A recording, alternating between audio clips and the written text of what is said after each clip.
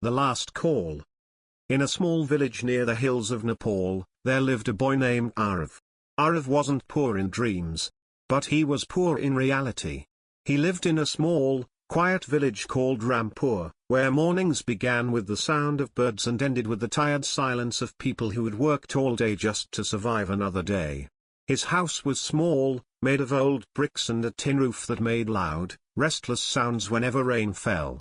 Inside that house lived 3 people, Aarav, his mother, and his father, holding on to life with whatever little they had. Life was never easy for them, but it was simple. Aarav's father worked in a small workshop in the nearby city. It wasn't a big job, but it was honest work. Every morning, before the sun fully rose, Aarav would wake up and walk beside his father for nearly 2 hours to reach the workshop. While other boys his age went to college in clean clothes, riding bikes, laughing loudly with friends, Aarav walked through dusty roads with tired feet and quiet thoughts. His hands were always covered in grease.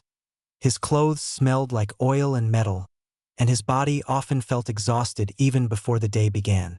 But despite all of that, his eyes never lost something important: hope, because his father always gave him that hope. Whenever Aarav felt tired or silent, his father would gently place a hand on his shoulder and say words that stayed in his heart, without him even realizing it. One day, you won't fix machines, you'll build them. Aarav didn't fully understand those words back then, but he believed them anyway. Because when a father speaks with confidence, a son doesn't question, he trusts. But life doesn't always wait for dreams to grow. One evening, everything changed. That day, Aarav waited outside their home longer than usual. The sky slowly turned orange, then red, then dark. The wind became colder as night approached, and the village grew silent one house at a time. But his father did not come home. At first, Aarav thought maybe work was delayed. Maybe the workshop was busy. Maybe the bus was late. But as hours passed, worry started growing in his chest like something heavy and unfamiliar. His mother kept looking at the door again and again, trying to stay calm, trying to believe everything was normal. But deep inside, even she felt something wasn't right.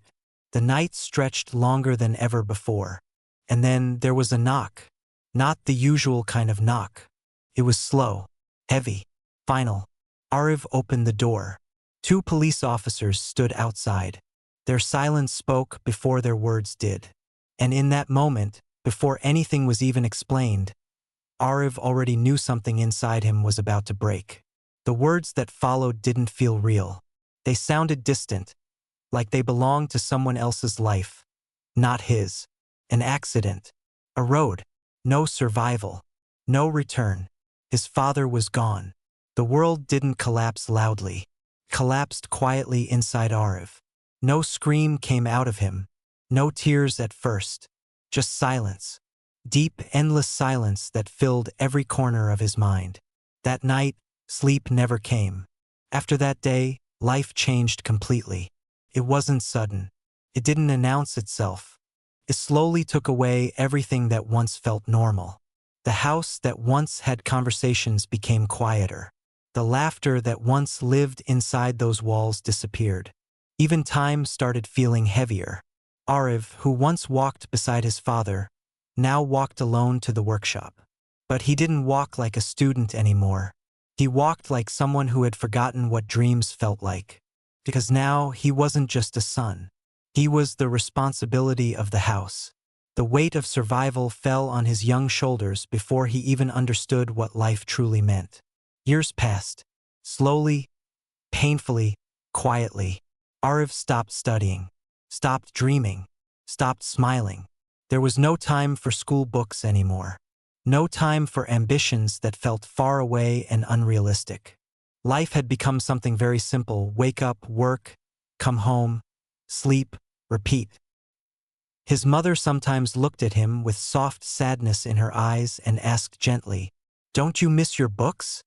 Aarav would pause for a moment, not because he didn't have an answer, but because he had too many answers he couldn't say out loud.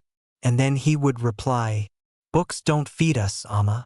But what he never said was that every time he saw students walking with backpacks, laughing freely, talking about exams and futures, something inside him cracked quietly. Not loudly, not visibly, but deeply. Because once upon a time, that was supposed to be him. One evening, while fixing an old mobile phone at the workshop, Aarav's life quietly shifted again. The phone belonged to a customer. It was cracked, slow, almost useless. As Aarav opened it to repair it, he saw something that caught his attention. A contact saved as Baba Redheart. Something about that name stopped him for a moment. He didn't know why, but it felt personal. Curious, he opened the call history. What he saw made him freeze. Hundreds of missed calls, all from the same number, day after day, night after night, relentless. Aarav looked around and asked the owner of the phone about it when he returned. The man was old, his face filled with wrinkles that told stories of time and distance. When he saw the screen, he smiled, but it wasn't a happy smile. It was a smile of pain that had become normal. He said softly, "That's my son. He works abroad." He paused for a moment, staring at nothing in particular, as if remembering years of waiting. Then he continued, "I call him every day, just to hear his voice." His voice became quieter. "But he's always busy." Those words stayed in Aarav's mind longer than expected, because for the first time in years, he thought about his own father in a way he had been avoiding.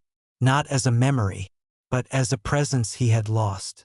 He suddenly remembered the mornings they walked together. The way his father used to talk about dreams. The way he used to believe in Aarav even when Aarav didn't believe in himself. And now, there was nothing left but silence. That night, Aarav couldn't sleep. He lay on his bed staring at the dark ceiling, but his mind was not in the room. It was somewhere far away, lost in time, trapped between past and present. The world outside was quiet, but inside him, everything was loud. Memories, regrets, questions. What if things were different? What if he had tried harder? What if his father was still here? Slowly, he reached for his phone.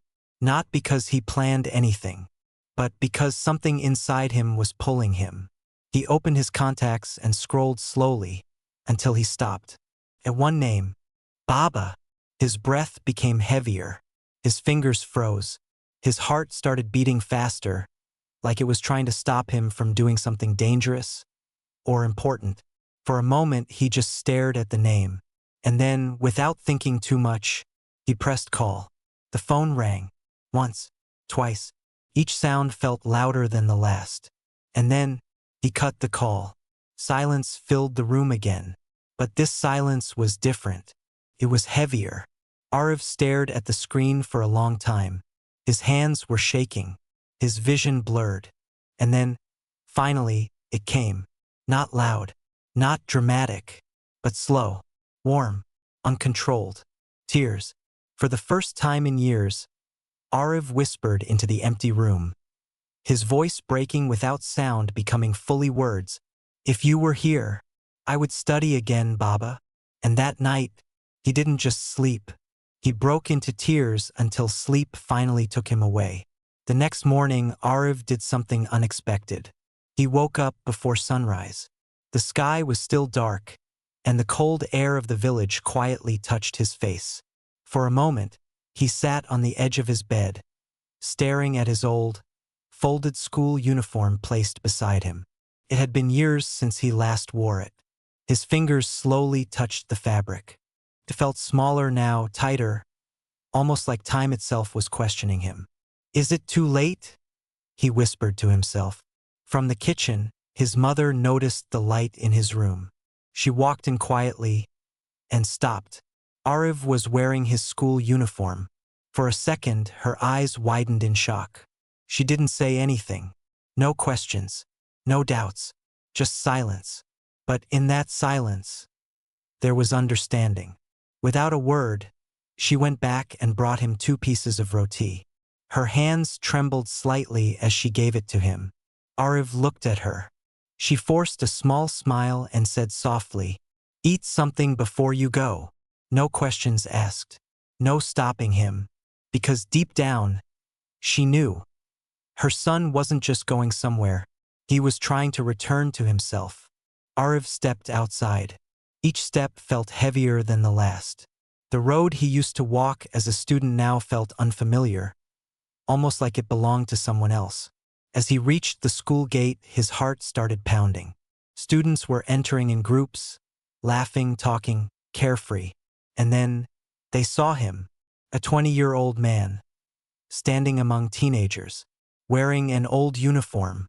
Whispers started. Who is he? Isn't he too old for this? Maybe he failed many times.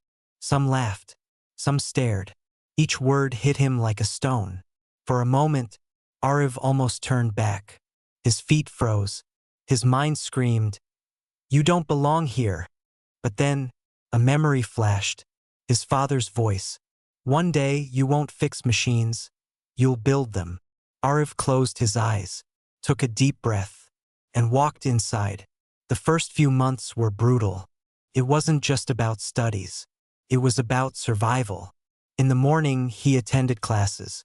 In the afternoon, he worked part-time at the same workshop. At night, he studied under a dim light, often fighting sleep, hunger, and self-doubt. Sometimes, he didn't even have enough money for books. He borrowed them. Sometimes, he skipped meals. Sometimes, he questioned everything. One night, after failing a test, Aarav sat alone outside his house. Tears rolled down his face. Maybe they're right. Maybe I'm too late. His mother came and sat beside him. She didn't give a long speech. She simply said, "Your father never gave up, even when life gave him nothing." That was enough. Days turned into months. Months turned into a year. Slowly, things began to change. Aarav started understanding his subjects better. Teachers began noticing his dedication. While others studied for marks, Aarav studied like his life depended on it, because it did. He joined extracurricular activities, even when people laughed at him. Look at him, trying to act young. But he didn't stop, because he wasn't trying to be young. He was trying to rebuild what he lost. Still, the struggle didn't end. There were days he fainted from exhaustion. Days when he couldn't pay fees. Days when he thought of quitting again. But every time he broke, something inside him refused to stay broken. Then one day, everything changed. The school announced scholarships for top-performing students. Aarav didn't expect anything. But when his name was called, for a moment he couldn't believe it. The same people who once laughed were now clapping. His hands shook as he walked to the stage. For the first time in years, he felt seen, not as a failure, but as someone who refused to give up. That scholarship changed everything. He could now focus more on studies. He didn't have to worry about basic expenses. And most importantly, he started believing in himself again. Years passed. Aarav completed school with excellent results. Then came college. Mechanical engineering. It wasn't easy there either. The competition was tougher. The pressure was higher. There were students smarter than him, younger than him, more prepared than him. But Aarav had something they didn't: pain. And a reason. While others studied for grades, he studied for a promise. A promise he made to his father. There were nights he slept in the library, days he survived on tea, moments he doubted everything again. But he never stopped. Not this time. Finally, the day came. Aarav graduated with a bachelor's degree in mechanical engineering, with outstanding results. His mother cried that day, not because of the degree, but because she saw her son finally at peace. Soon after, Aarav got a job in a big company. On his first day, he stood in front of a massive factory, the same kind of place where he once worked as a laborer. The same smell of machines, the same noise, but everything felt different, because this time, he wasn't there to fix machines. He walked inside, not as a worker, but as an engineer. People greeted him with respect, something he had never experienced before. Inside his office, there was a small frame on the wall, a photo of his father. Aarav stood in front of it, his eyes filled with tears. He gently touched the frame and whispered, You were right, Baba. I didn't just fix machines. I built my future. Message: sometimes, life will make you feel like you're late. Like your time is gone. Like everyone else is ahead. But the truth is, it's not about when you start. It's about whether you're brave enough to start again. Thank you for listening the story. Like and subscribe for more videos.